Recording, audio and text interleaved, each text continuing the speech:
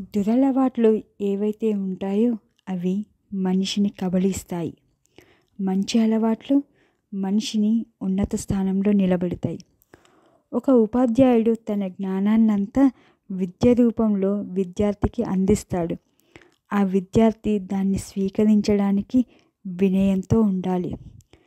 ఇలాంటి ఇంకొన్ని మంచి మాటలతో welcome to my channel Manju Bhashini. మనకేమైనా బాధలు కష్టాలు వస్తే దేవుడి దగ్గరికి వెళ్ళి ప్రార్థన చేస్తూ ఉంటాం. ఎందుకంటే దేవుడు మన ప్రార్థన వింటాడు అనే నమ్మకంతో.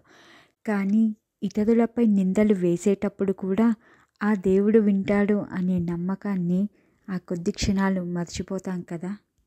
పుణ్యకార్యం చేస్తే దేవుడు చూస్తాడనే నమ్మకం పాపం చేస్తున్నప్పుడు ఉండదు.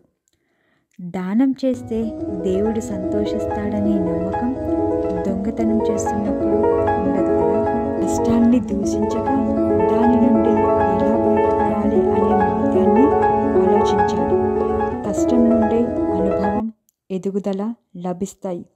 గొప్ప పనులు ఎప్పుడూ సులభంగా పూర్తి అవ్వవు. అందుకే సమయపాలన, సహనం, సంకల్పం ఉండి తీరాలి. విద్య ఉద్యానవనం వంటిది.